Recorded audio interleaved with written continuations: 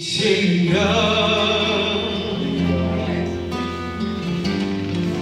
d'être venu pour me chercher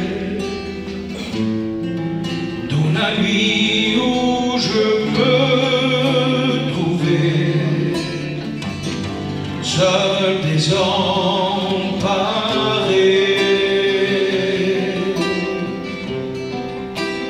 Merci Seigneur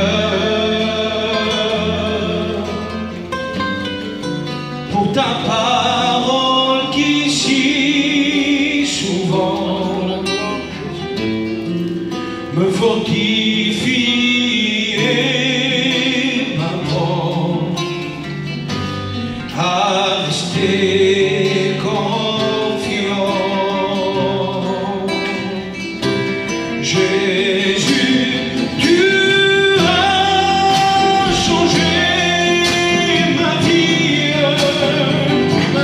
tu en as fait une harmonie. Je ne suis plus seul ici-bas, car tu es là. Jésus, tu me remplis de bonheur et ta joie de mon cœur. Tu m'as libéré, pardonné. Alléluia. Je te donne ma vie, Seigneur. Je te donne ma vie, Seigneur. Je te donne ma vie, Seigneur. Je trouve mon cœur. Jésus, tu as changé ma vie. Tu en as fait une harmonie. Je ne suis plus seul ici-bas, car tu es là. Jésus, tu me remplis de bonheur et ta joie de mon cœur. Tu m'as libéré, pardonné. Alléluia.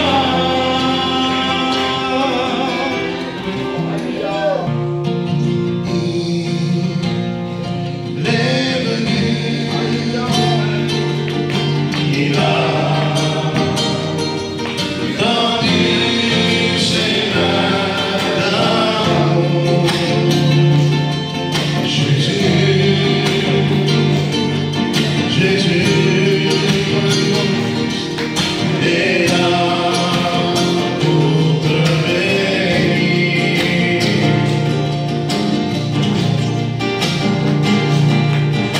Et quand je pense à lui, ce qu'il a fait pour moi, il a donné sa vie sur une croix. Alléluia,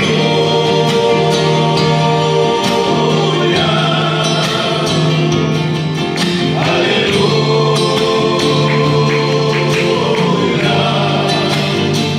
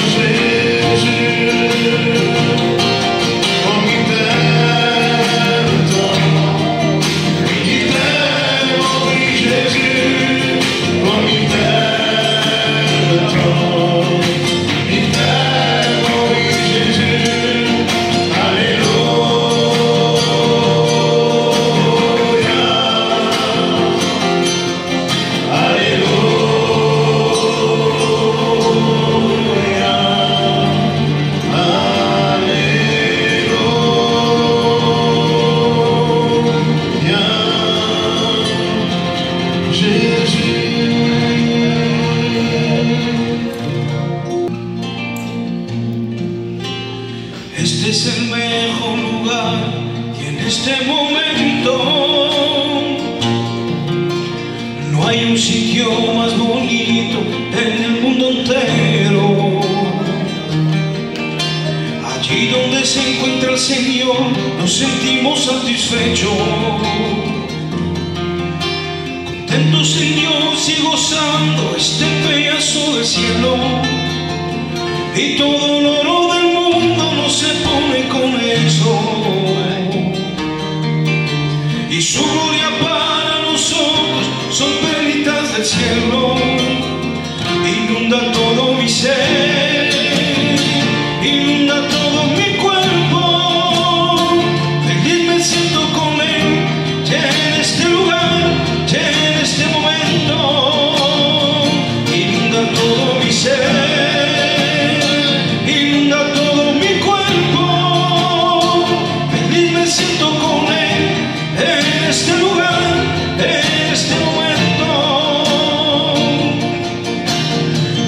feliz porque entiendo que todo lo que me pasa, esa es su santa onda para el bien de mi alma. Este es el gozo que hace que vivamos felices, pues Él es mi dueño, mi reino, soberano de mi casa. Inunda todo mi ser,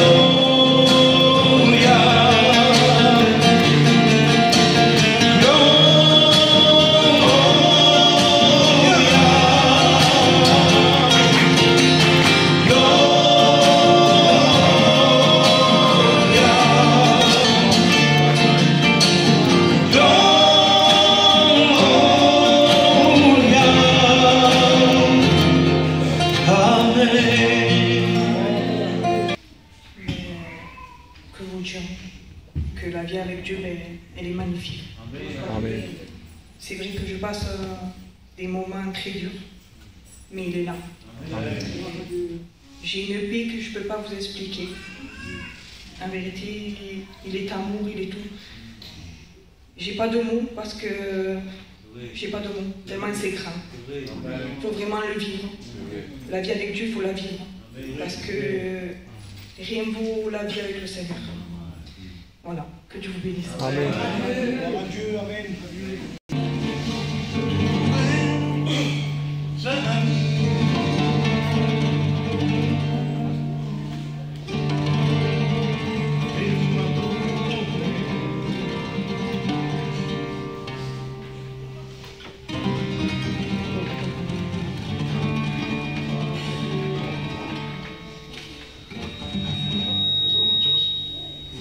c'est un. Je trouvais un ami et il m'a tout donné. Il ne m'a refusé aucun de ses bienfaits. C'est vraiment un ami, c'est vraiment merveilleux de se sentir vainqueur par la puissance de Dieu. Oh, viens à Jésus, il t'appelle, cœur rebelle, repens-toi. Il te sauvera, car de terre il a donné son Fils pour toi. Et ta misère, il la porta sur la croix de Golgotha. Oh, viens mon frère, repens-toi à la croix de Golgotha. Oh, viens mon frère, repens-toi à la croix de Golgotha.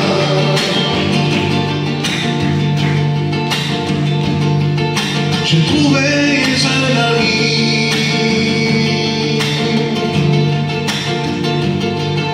et il m'a tout donné. Il ne m'a refusé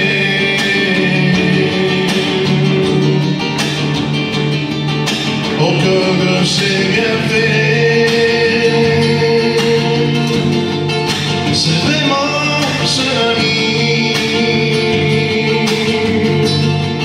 c'est vraiment merveilleux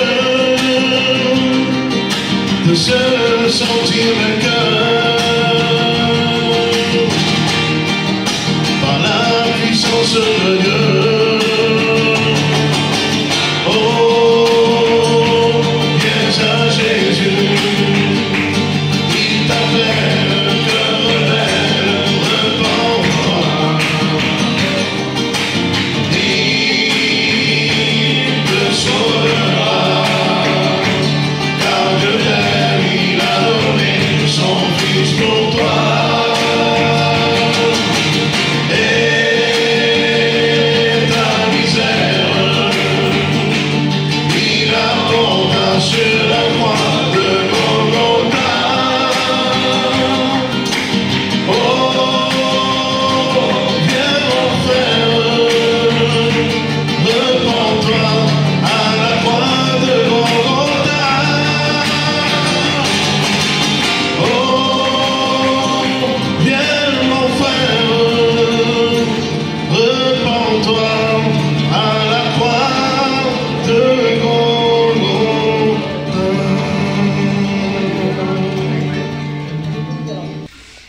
Moi, tout ce que j'ai à vous dire, c'est qu'on a un Dieu de miracle.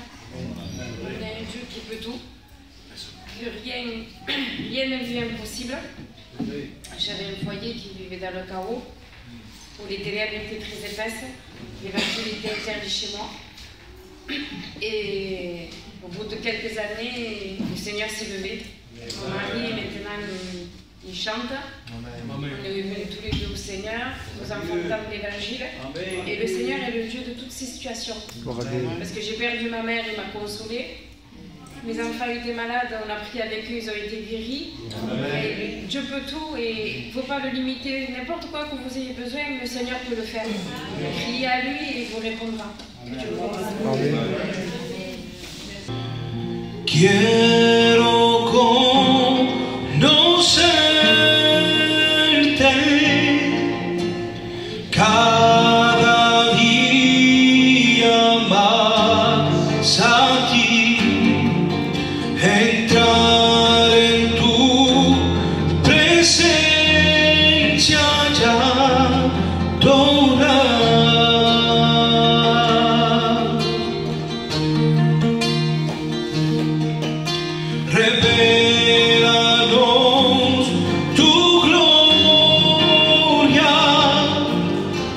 deseamos ir mucho más de ti. Queremos tu presencia, Jesús.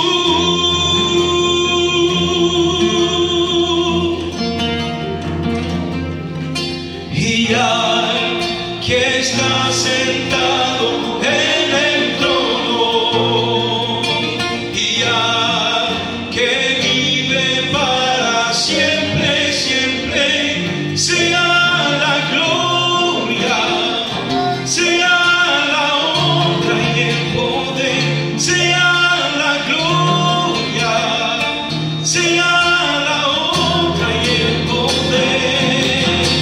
Y ya que está sentado en el trono, y ya que vive para siempre, siempre, sea la gloria, sea la honra y el poder, sea la gloria, sea la honra y el poder.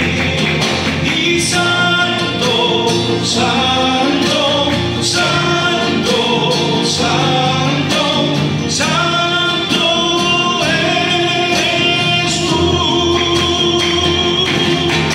Y digno, digno, digno, digno, digno eres tú.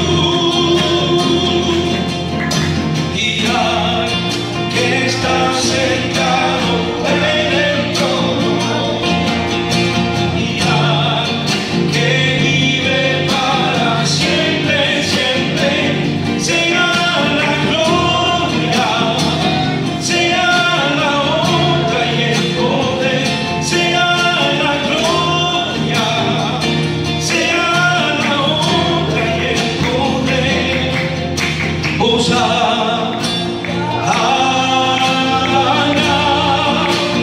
au plus haut des cieux, que notre roi soit glorifié. Hosanna,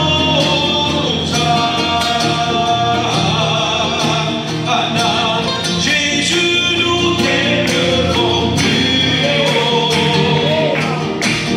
plus haut, nous t'élevons plus haut.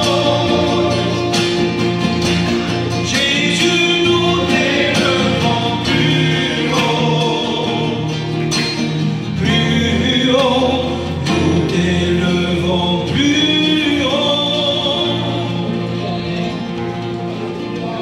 Amen. On est bien dans la présence de Dieu. Nous sentons sa présence ce soir. Et j'allais dire, s'il n'y a pas sa présence au milieu de nous, à quoi bon faire la réunion? Si Dieu n'est pas au milieu de nous, on devient simplement des discoureurs. Et la parole de Dieu ne peut pas avoir toute son efficacité, parce que la parole de Dieu, elle est esprit et vie. Et si pour nous, la parole de Dieu reste une lettre morte, alors il n'y a plus rien à tirer de nos réunions. Mais je bénis Dieu, parce que nous croyons dans la foi que ce soir le Christ est ressuscité et qu'il est au milieu de nous. Et que ce qu'il a fait il y a 2000 ans, il a encore le désir et le pouvoir de le faire.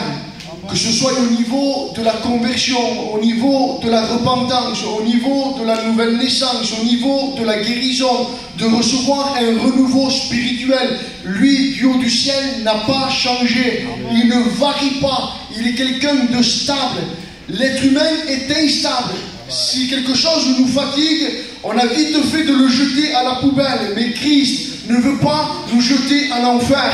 Il nous a tellement aimés qu'il a donné son Fils pour nous. Et ce soir, il veut tout faire pour que tu sois sauvé, guéri, béni, renouvelé, parce qu'il t'aime et parce que ce soir, il a un mot pour ta vie. Est-ce que tu le crois? Est-ce qu'on veut une réunion bénie? Est-ce qu'on croit que Dieu n'a pas changé? Est-ce qu'on croit que le Christ n'a pas perdu sa fraîcheur? Le Christ n'a pas perdu perdu son autorité, n'a pas perdu de son bon parfum. L'évangile n'est pas un parfum qui perd de sa valeur, de son odeur. L'évangile garde toujours la même fraîcheur. Ce soir, si ton cœur sait retenir ce que le Christ veut y mettre, ce soir, ça peut être pour toi une réunion bénie. Amen. Amen. Amen. Vous savez, on va lire un passage dans la parole de Dieu ce soir, et je voudrais que vous compreniez qu'on aura la réunion qu'on veut. Si on sort d'une réunion et qu'on n'est pas béni, on ne peut pas se permettre de dire « Christ ne m'a pas parlé ». Il faudrait plutôt dire « Je n'ai pas su écouter le Seigneur me parler ». Et ce soir, pour que tu sois béni, il faut simplement que tu disposes ton cœur et que tu comprennes que Dieu veut parler à ta vie. Je ne sais pas comment tu es venu. Peut-être tu es venu fatigué, découragé, chargé. Il a fait chaud, tu as eu une dure journée de travail comme moi. On a passé une journée un peu avec de la chaleur. Notre corps est fatigué. Mais ce soir, nous ne voulons pas donner raison à notre corps, mais nous voulons assujettir notre corps à la volonté de Dieu et nous dire en nous-mêmes, je veux écouter l'évangile. Je veux écouter ce que le Seigneur a à me dire. Amen. On lit un passage ensemble. Luc chapitre 13, verset 10. Jésus enseignait dans une des synagogues le jour du sabbat. Et voici, il y avait une femme possédée d'un esprit qui la rendait infirme depuis 18 ans. Elle était courbée et ne pouvait pas du tout se redresser. Lorsqu'il la vit, Jésus lui adressa la parole et lui dit « Femme, tu es délivrée de ton infirmité. » Retenez, c'est ce que j'ai retenu de la lecture cet après-midi. À ce moment-là, la femme n'est toujours pas guérie. « Femme, tu es délivrée de ton infirmité. » Il va plus loin, le Seigneur. Et il lui imposa les mains. À l'instant, elle se redressa et glorifia Dieu. Mais le chef de la synagogue, indigné de ce que Jésus avait opéré cette guérison un jour de sabbat, dit à la foule, « Il y a 6 jours pour travailler, venez donc vous faire guérir ces jours-là et non pas le jour du sabbat. » Hypocrite, lui répondit le Seigneur. Est-ce que chacun de vous, le jour du sabbat, ne détache pas de la crèche son bœuf ou son âne pour le mener boire? Et cette femme qui est une fille d'Abraham et que Satan tenait liée depuis 18 ans, ne fallait-il pas la délivrer de cette chaîne le jour du sabbat? Tandis qu'il parlait ainsi, tous ses adversaires étaient confus et la foule se réjouissait de toutes les choses glorieuses qu'il faisait. Amen. Amen. Amen. Une femme malade, courbée depuis 18 ans, fidèle à sa synagogue, écoutant les enseignements de divers rabbins qui passaient. Pourtant, cette femme, après 18 ans d'assiduité dans sa synagogue, sa vie ne changeait pas, sa vie était toujours le même. Elle rentrait dans les réunions et elle sortait des réunions courbée et rien ne changeait pour elle. Pourquoi? Parce que la Bible nous dit que sa maladie n'était pas simplement au niveau physique, mais sa maladie était au niveau spirituel. La Bible nous dit que des esprits mauvais la tenaient courbée. Je voudrais vous dire ce soir que les démons existent, que les esprits mauvais existent, que toutes ces choses-là existent. Certains d'entre nous sont tombés un peu de ce côté-là en disant que la Bible, eh bien, ce qu'elle disait autrefois n'est plus valable aujourd'hui. Je voudrais vous dire que les choses que la Bible dit sont vraies et elles existent encore de nos jours. Nous avons la preuve constamment dans les informations. Comment expliquez-vous eh bien, qu'une maman qui porte son enfant avec le respect que je vous dois pendant 9 mois, l'élève, lui donne le biberon, l'amène à l'école, et puis d'un coup, subitement, on ne sait pas pourquoi, eh bien, on apprend que cette maman qui aimait son enfant, du jour au lendemain, arrive à ôter la vie de son enfant. Et elle dit elle-même, ce n'est pas moi qui ai fait ça. Si ce n'est pas elle qui a fait ça, c'est bien quelqu'un d'autre qui l'a fait. Alors je voudrais vous dire ce soir que ces choses existent. Nous avons eu l'exemple il y a quelque temps à Tarascon. Nous avons appris qu'un garçon a tué des enfants. Et pourquoi est-ce que des hommes arrivent à un tel degré de ténèbres, à un tel degré de méchanceté? Tout simplement parce que derrière, il y a une influence diabolique. Alors ce soir, je ne voudrais pas que tu négliges la part des ténèbres qu'il y a dans cette réunion. Et Michel, Jésus y prêchait. Écoutez, pendant que la réunion se fait, il y a un combat en toi-même. Un combat pour capter la parole de Dieu. Un combat pour saisir ce que Dieu veut te dire. Tu diras, c'est la fatigue, peut-être. Peut-être que cette femme aussi se disait, eh bien je suis comme ça, c'est une maladie que j'ai, c'est comme ça. Même les rabbins lui permettent de rentrer, c'est-à-dire qu'il n'avait pas discerné qu'il avait quelque chose. Donc, pour la foule, pour les gens qui côtoyaient la synagogue, c'était normal. Ils avaient l'habitude de voir ce genre de choses. Comme nous, aujourd'hui, on a l'habitude de voir nos familles rentrer dans les réunions et sortir dans les réunions sans que rien ne se passe. On est rentré dans cette habitude. On rentre, on sort de la réunion, rien ne se passe. Alors je voudrais te dire pourquoi rien ne se passe. Parce que le problème qu'il y a dans ta vie, eh bien, est spirituel. Et que tu le veuilles ou que tu ne le veuilles pas, il y a des chaînes invisibles qui te tiennent et qui t'empêchent de te convertir et qui t'empêchent de donner ton cœur à Dieu. Il y a un adversaire de Dieu qu'on appelle Satan, qu'on appelle le diable, et qui est celui, eh bien, qui veut te tenir captif. Il est celui qui veut te tenir courbé.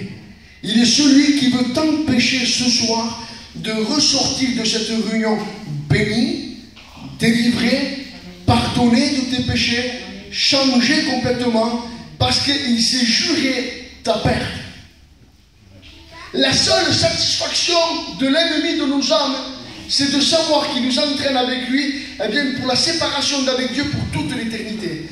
Il sait que pour lui, il n'y a pas de moyen de non-retour. Il est dans un non-retour.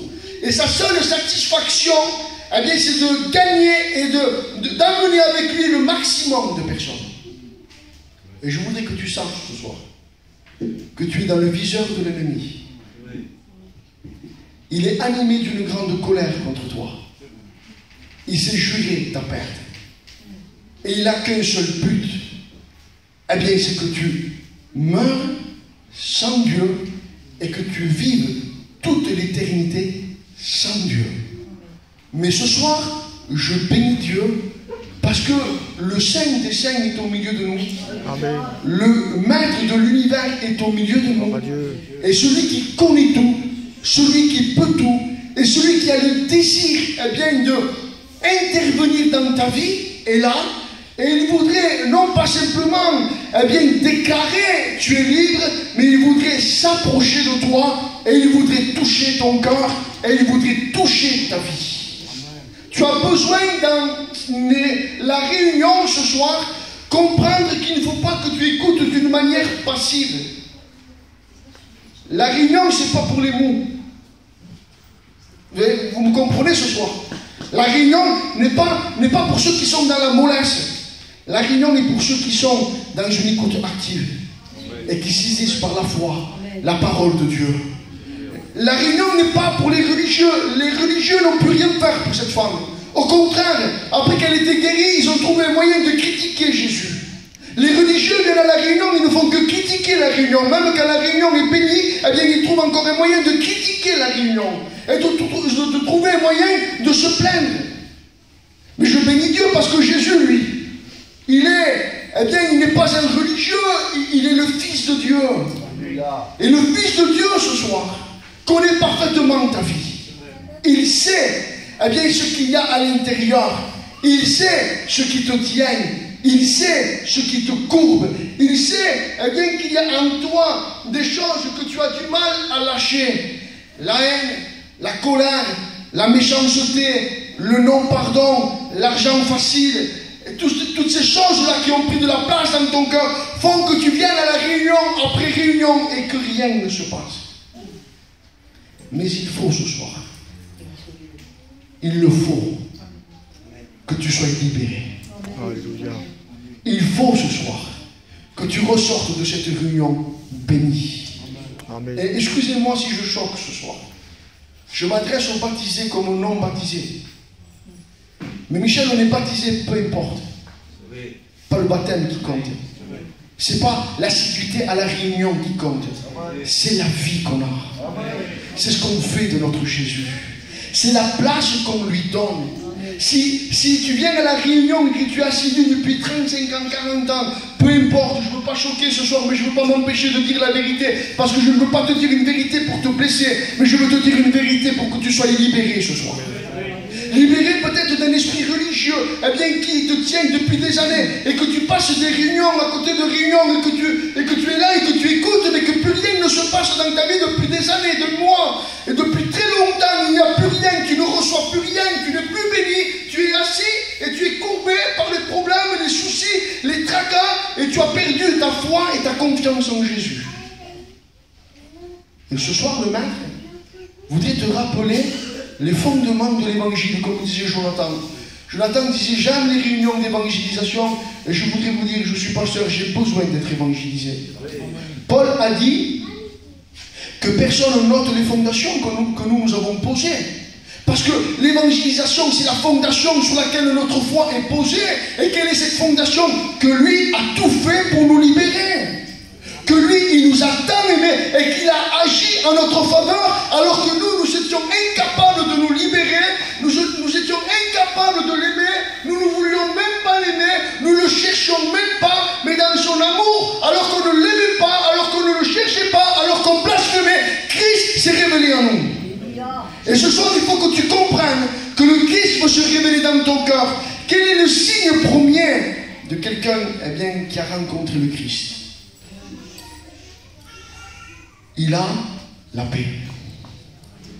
Cette femme courbée, tourmentée, réunion après réunion, quand Jésus est venu à sa rencontre, elle s'est redressée. Et tout ce qui la tenait avilie, tout ce qui la tenait dans la détresse, tout ce qui la tenait, sans qu'elle puisse regarder le ciel, sans pouvoir avoir de l'espoir, dans une réunion, son cœur a été changé et a été transformé.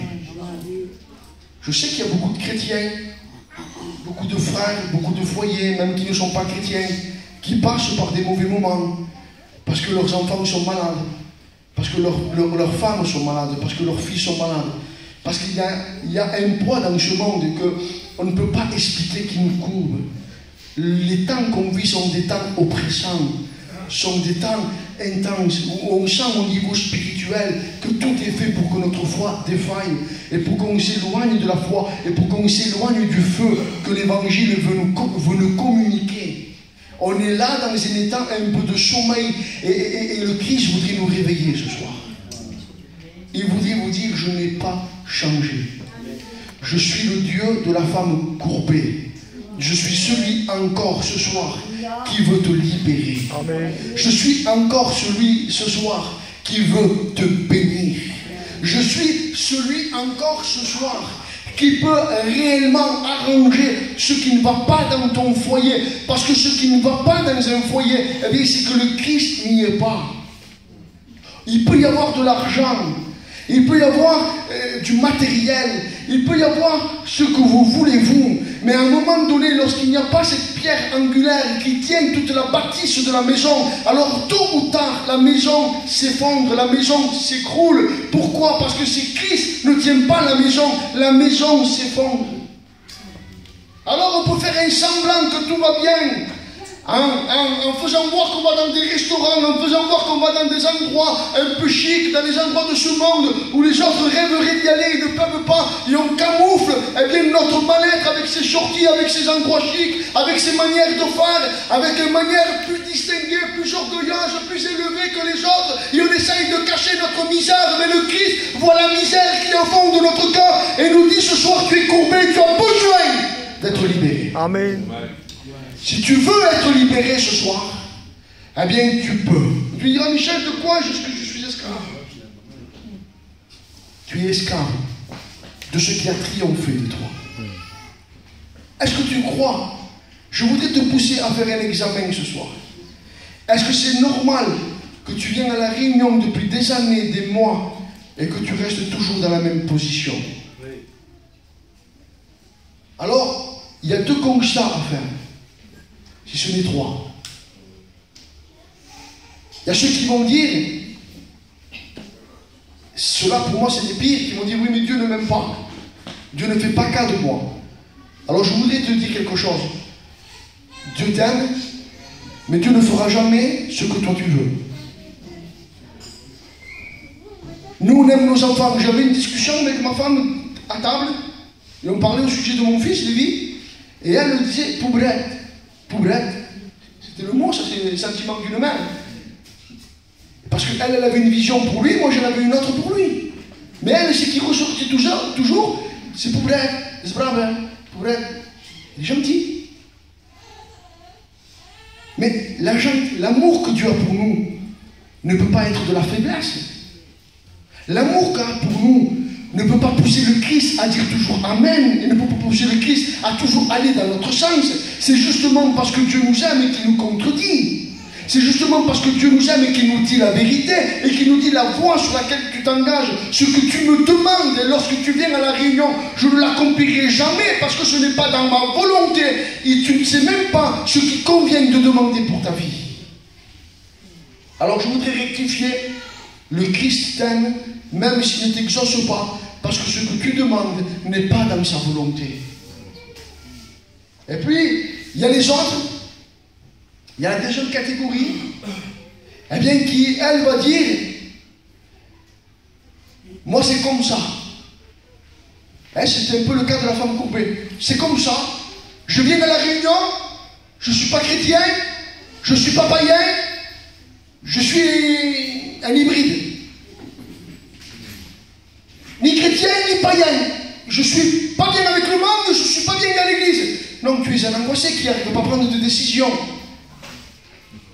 Et ce soir, ce qui t'empêche d'être libéré, ce qui t'empêche d'être épanoui, ce qui t'empêche d'être béni, c'est que ton cœur est constamment à cloche-pied.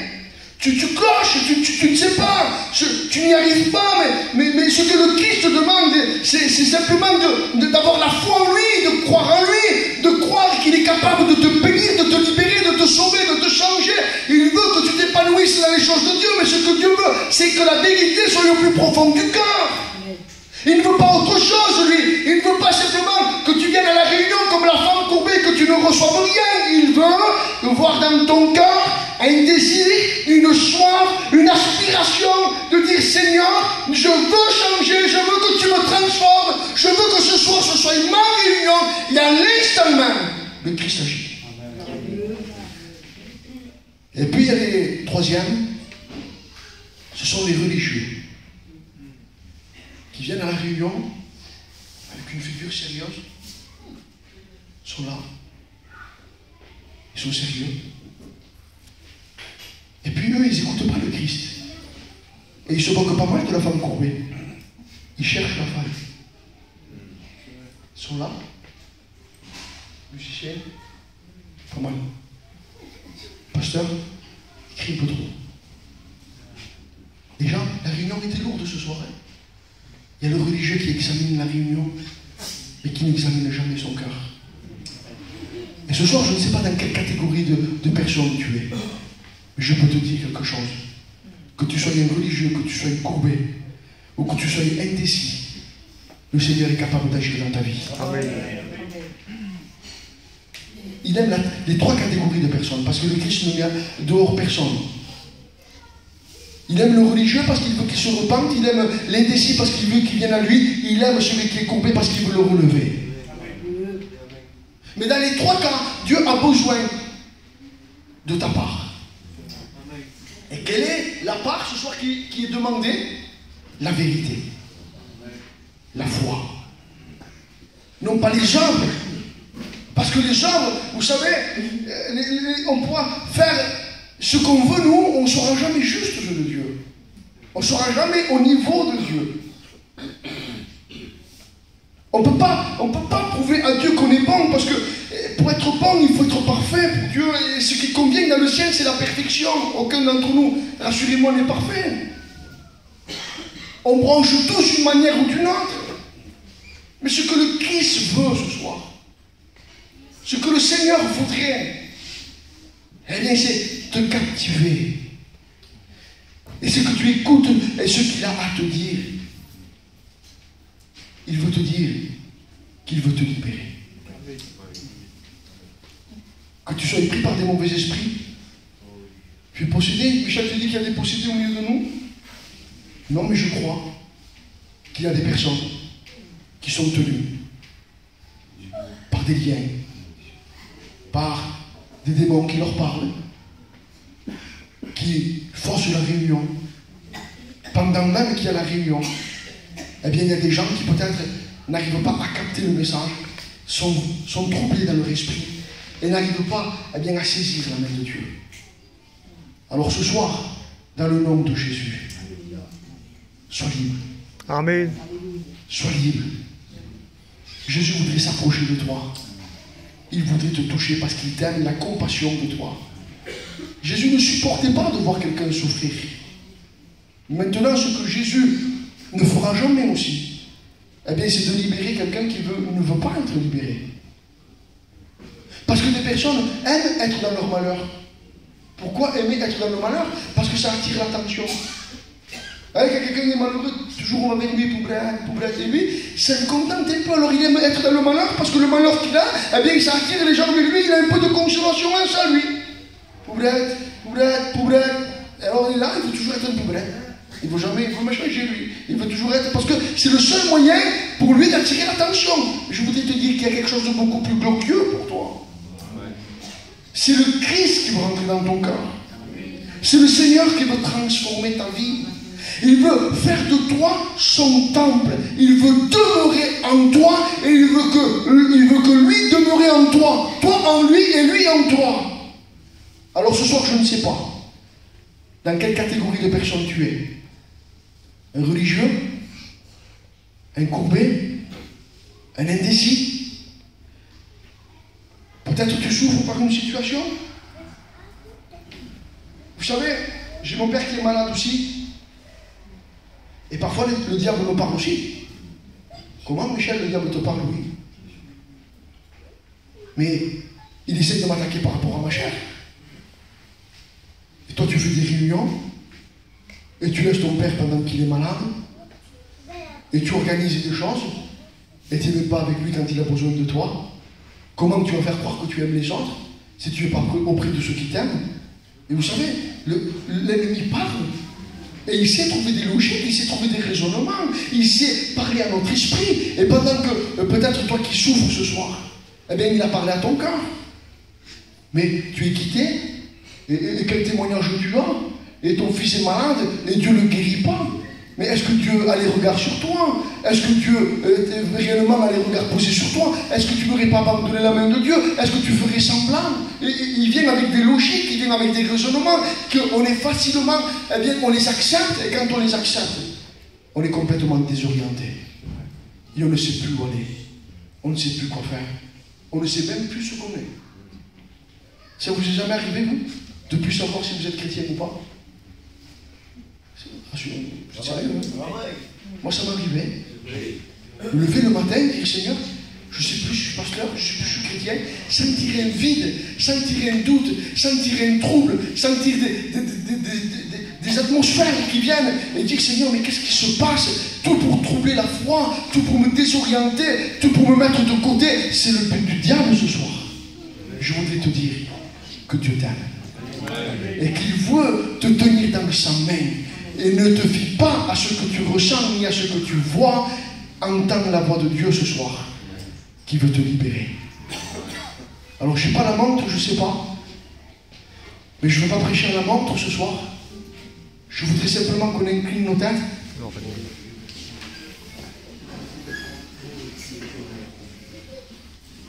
Que les frères chantent un cantique. Et que pendant que le cantique est chanté, que tu sois baptisé ou pas, peu importe. Si tu sens que ta foi a diminué et si tu voudrais être libéré ce soir, crie à Dieu.